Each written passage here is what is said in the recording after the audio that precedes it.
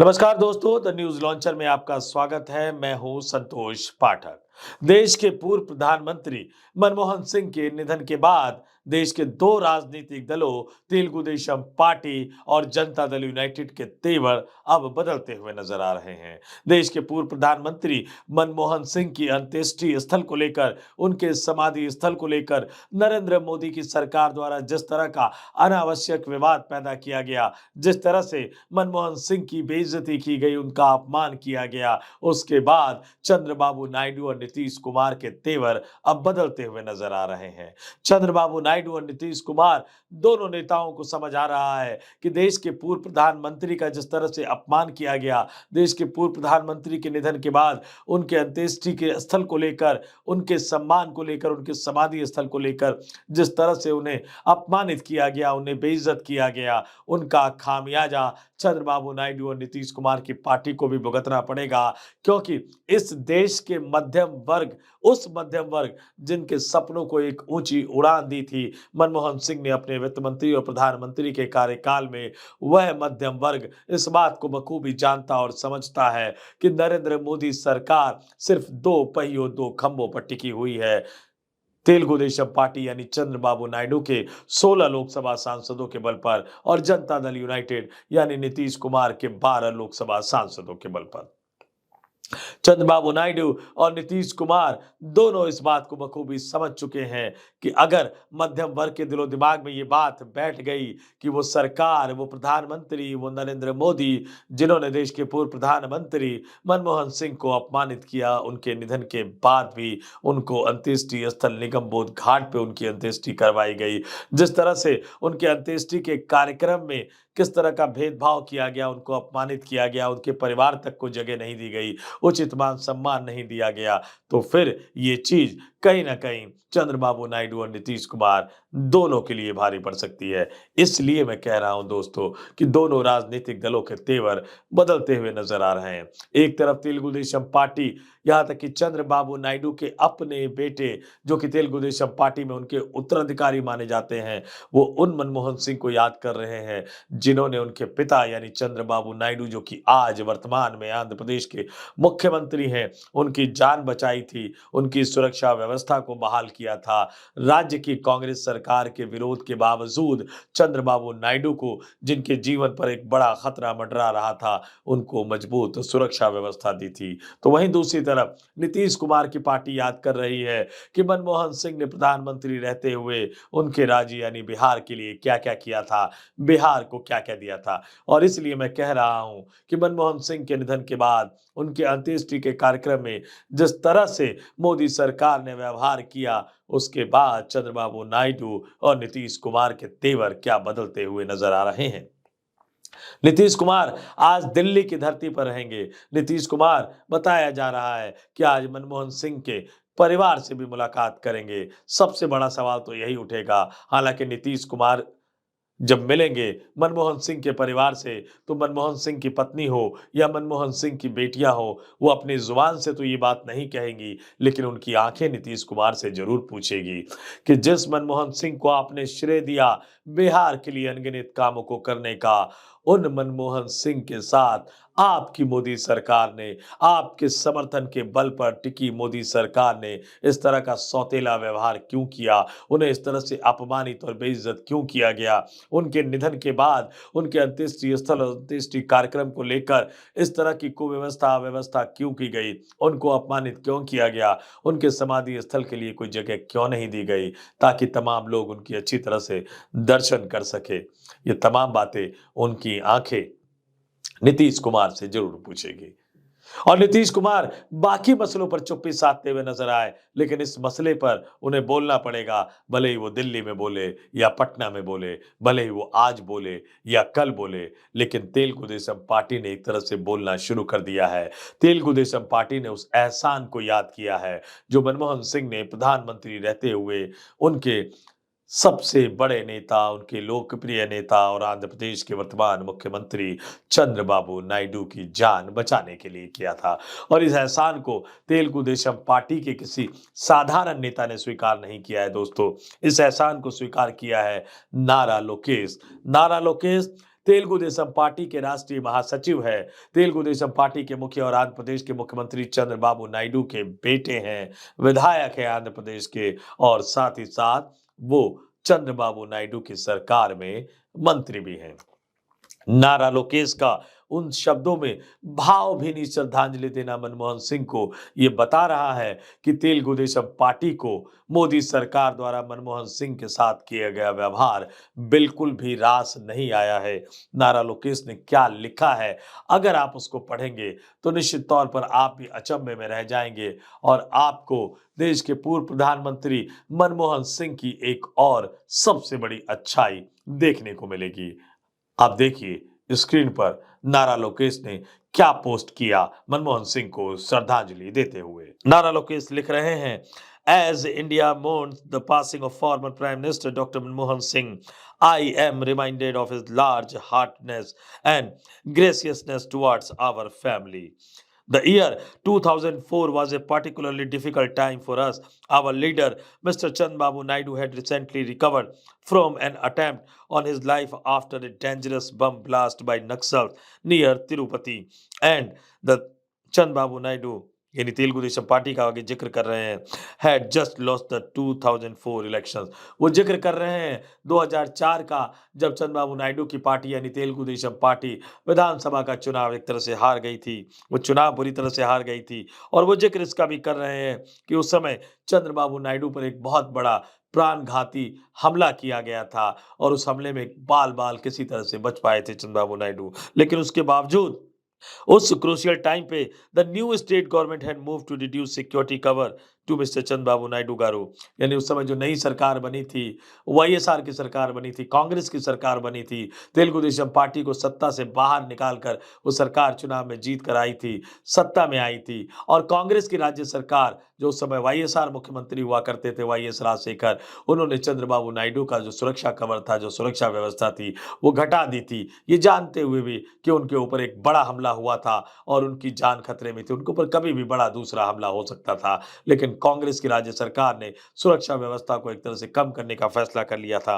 उसके बाद क्या लिख रहे हैं Nara Lokesh, at this time mister Chandrababu Naidu garu met the then prime minister doctor Manmohan Singh. उस समय चंद्रबाबू नायडू ने उस समय के प्रधानमंत्री मनमोहन सिंह से मुलाकात की and personally requested him to restore security cover, citing the recent attack on his life and the heightened threat perception as was ascertained by the security agencies। यानी वो कह रहे हैं कि उस समय उन्होंने तमाम हालात का जिक्र किया, सिक्योरिटी एजेंसी की जो खुफिया जानकारी थी उसका जिक्र किया, जिस तरह से उनकी जान पर खतरा मंडरा रहा था उसका उन्होंने जिक्र किया। और उसके बाद जो बात वो लिख रहे हैं, उसके बाद जो नारा लोकेश लिख रहे हैं, वो एक बड़ी बात है।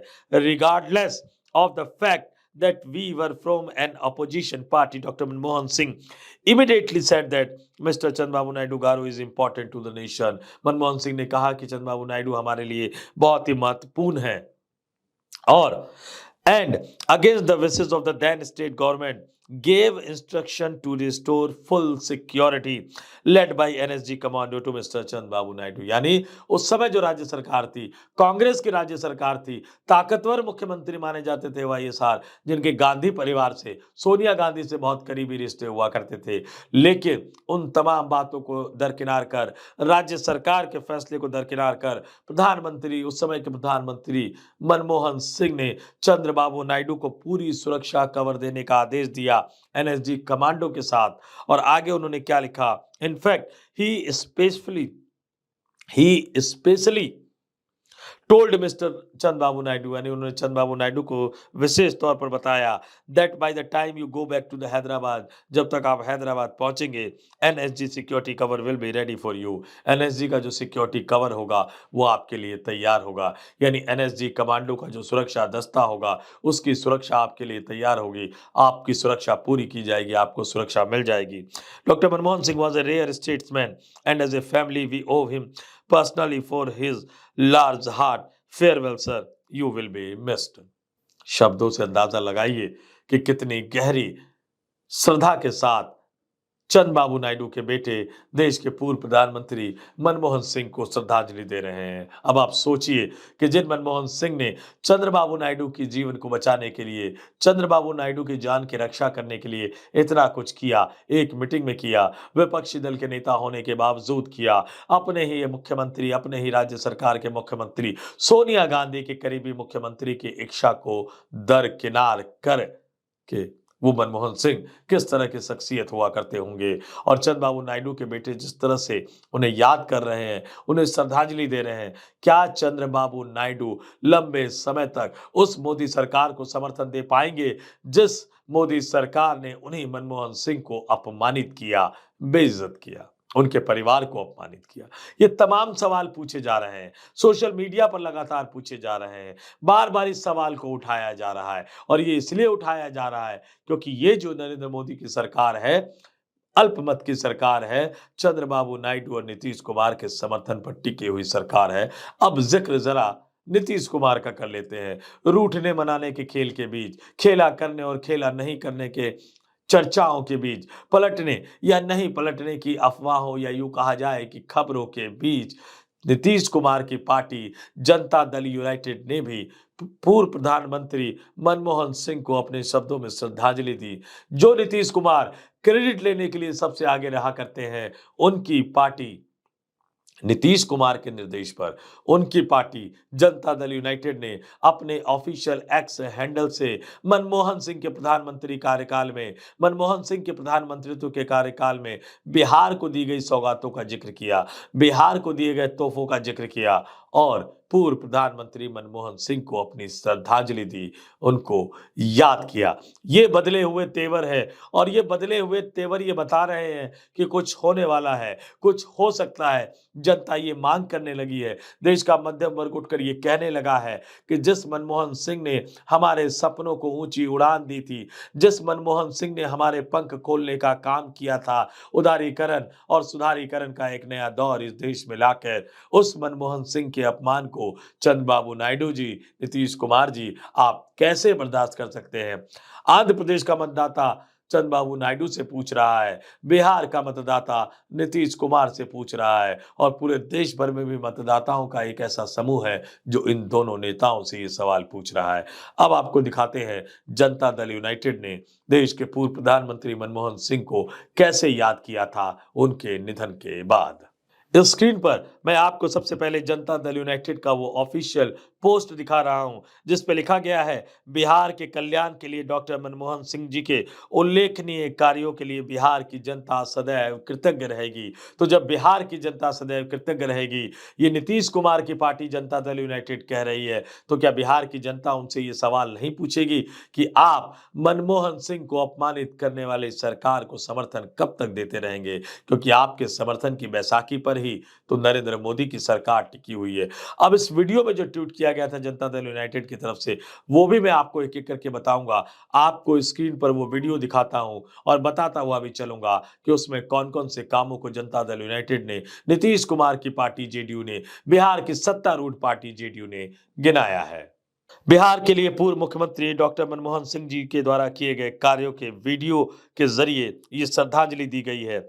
2008 में कोसी की बाढ़ को राष्ट्रीय आपदा घोषित किया था। 2008 में कोसी की आपदा से निपटने के लिए 1,000 करोड़ रुपए की राशि और 1.25 लाख टन अनाज की मदद की थी उस समय की मनमोहन सिंह सरकार ने, उस समय के प्रधानमंत्री मनमोहन सिंह ने। अब आगे देखिए क्या जिक्र किया जा रहा है जनता दल यूनाइटेड की तरफ से, किस तरह की मदद की गई थी उस समय के प्रधानमंत्री द्वारा।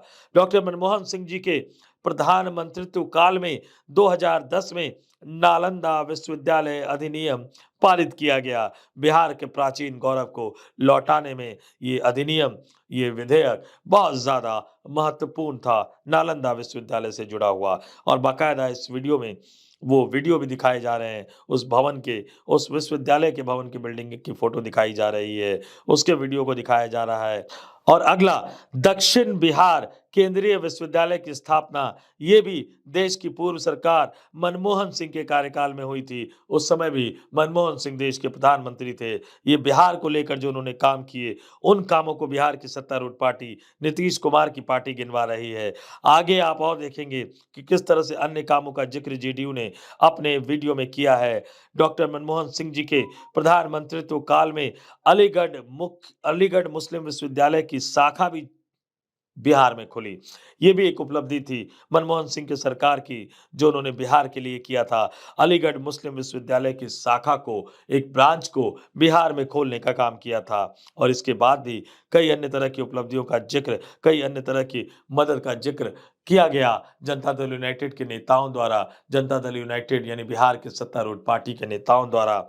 और आगे लिखा गया, बिहार के कल्याण के लिए, डॉक्टर मनमोहन सिंह जी के उल्लेखनीय कार्यों के लिए बिहार की जनता सदैव कृतज्ञ रहेगी। ये जनता दल यूनाइटेड ने, नीतीश कुमार की पार्टी ने इन शब्दों में देश के पूर्व प्रधानमंत्री मनमोहन सिंह को याद किया। अब बड़ा सवाल यही उठ रहा है, बार-बार यही सवाल उठ रहा है, 16 और 12 का सवाल उठ रहा है, दोनों पार्टियों के बदलते हुए तेवर का सवाल उठ रहा है। मध्यम वर्ग जो इस देश का एक बड़ा वोट बैंक माना जाता है, उसके मान सम्मान और प्रतिष्ठा का सवाल उठ रहा है, क्योंकि कहीं ना कहीं देश का मध्यम वर्ग मनमोहन सिंह के अपमान को अपने अपमान के साथ जोड़कर देख रहा है, सवाल पूछ रहा है चंद्रबाबू नायडू और नीतीश कुमार से। और जिन शब्दों में ये श्रद्धांजलि दे रहे हैं, उन शब्दों के बाद तो ये सवाल और भी ज्यादा मुखर होकर निकलकर सामने आ रहा है। देखते हैं आज नीतीश कुमार जब देश की राजधानी दिल्ली की धरती पर होते हैं, मनमोहन सिंह के परिवार से मुलाकात करने के बाद वो क्या बोलते हैं, मनमोहन सिंह के परिवार से बातचीत के दौरान वो क्या बोलते हैं,